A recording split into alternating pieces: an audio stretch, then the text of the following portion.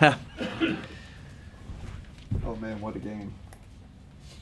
We looked down and out, huh? Down 14. Coach, just thinking about what Donovan is able to do, obviously 5 points. Did he miss a shot in the fourth quarter? Nope. Didn't miss a shot. He, what I like, he got everything in transition, right? It wasn't like static, like, you know, he got it in flow, you know, and he was unbelievable.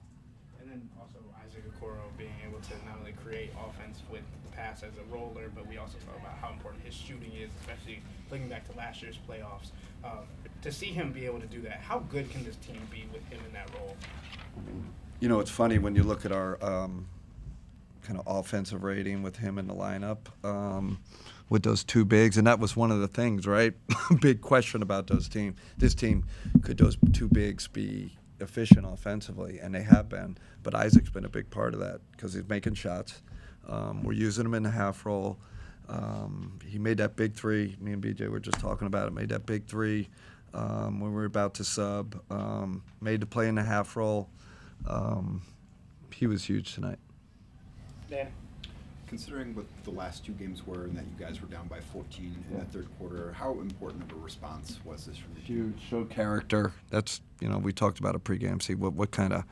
Again, we weren't making shots at a high level. Our offense was average tonight, and I think our defense was phenomenal. I mean, they're, you know, they were hitting tough shots, hitting a lot of those mid-range, but we just kept saying, we'll live with the mid-range, don't foul them.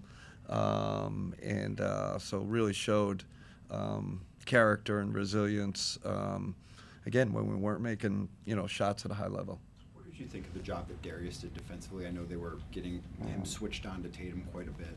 I just told him in the locker room, you know, I don't want to hide him anymore. Like, he's got to, you know, it's playoff basketball. He's got to accept the challenge. We did do some different things, you know, tactically to help him out a little bit. But we went back to our regular coverage, and he got two big stops at the end. Didn't foul. He's smart. He's fast. He's strong. You know, I don't see why he can't be a really good defender, and he's showing he can. Tim, you said before the game that you want to see how you guys would handle not making shots. Yeah. Making this be a competitive game. I assume you were pretty happy with the way that went from start to finish. Tim, really pleased. That was, you know, that was kind of my question mark a little bit with this team after those two losses to Atlanta. And it looked like we were down and out that third quarter. They were rolling. You know, the crowd, you know, was kind of down. We're all kind of down. And again, I felt like our defense kept us afloat. Like, our defense was good. And then Donovan goes on that, you know, crazy run in the fourth. And, you know, it's kind of like him and Tatum just dueling, which is, you know, great for the crowd, great for the NBA. We're lucky, you know, to come out on top. And he obviously struggled a bit. Yeah. Friday, personally, struggled in the first half. What does it say about him to be able to turn it up like he did down the stretch and always went after him and Evan, like, you know, Darius was the only one that really played well that first half, and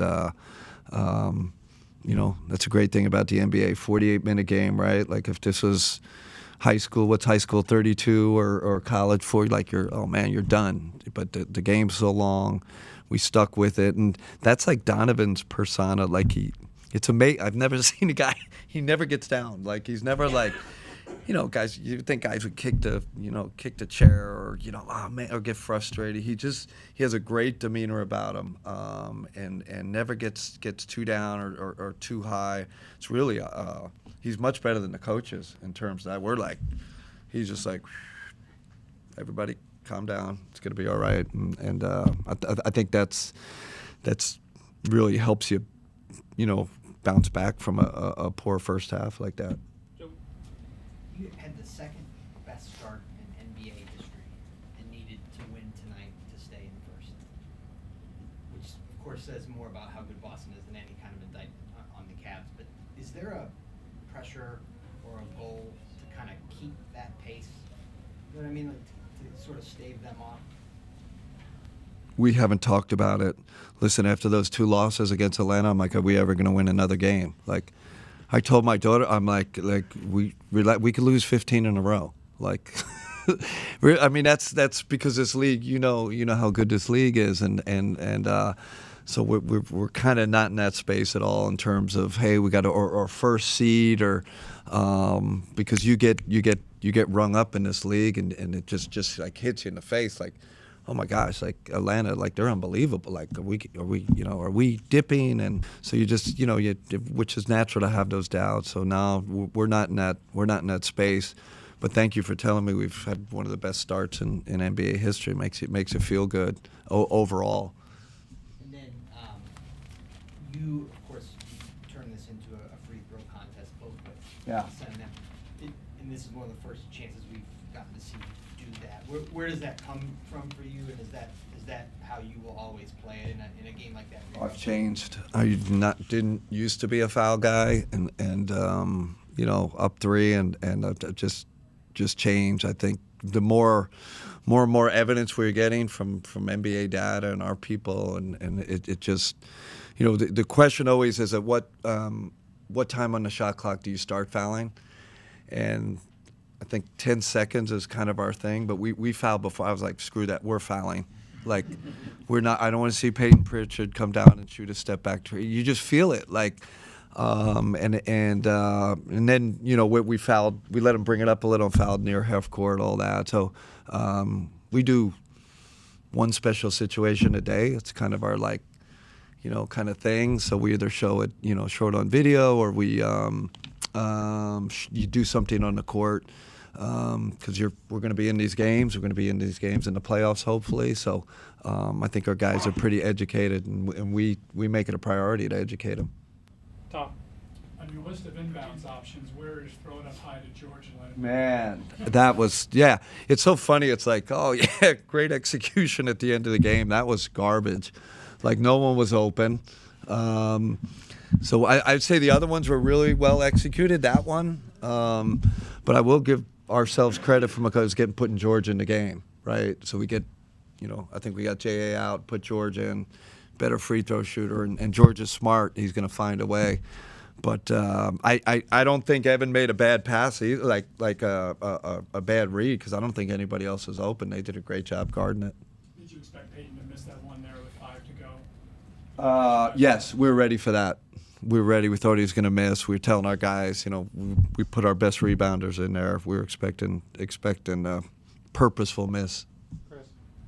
Kenny, going back to the Darius conversation with his defense and what you saw in this kind of matchup against Boston, does it allow you as a coach, as the season continues on, to be more willing to switch everything, especially in late game situations? Yeah, and it was really a Darius thing, because they literally picked on him every single play. Like, that's their style of play. Like, I don't like every single play they picked on him, and this goes back to me watching the playoffs last year, and I think they did different things to hide him, and my point to Darius, like, we're not hiding you.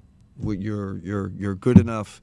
Accept the challenge. You're smart enough, because I think when you start doing the tricky stuff, these teams are too good. You just gotta switch it. You gotta be able to switch, and if he's gonna play it into games, he's got to be able to switch. And like I said tonight, he was phenomenal. Actually, phenomenal all game.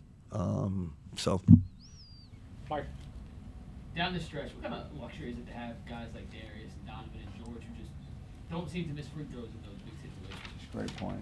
Great point. Got to make your free, right? That's like the old coaching adage. Like, you need to make free throws at the end of the game. Those guys are 90% right. Like, unbelievable free throw shooters. The other thing about those guys, because like the draw-ups aren't always great and they let so much physicality defensively, just to have a guy that's can bust through with their speed and force just to get open at the end of games. I've been on the other side of where you don't have that speed and force, and then you look like an idiot because you turned it over. But that was more our those guys' talent, and then they could knock down free throws. It's huge. Okay, let's go wrap for Coach, guys. Thank you. All right, thanks everybody.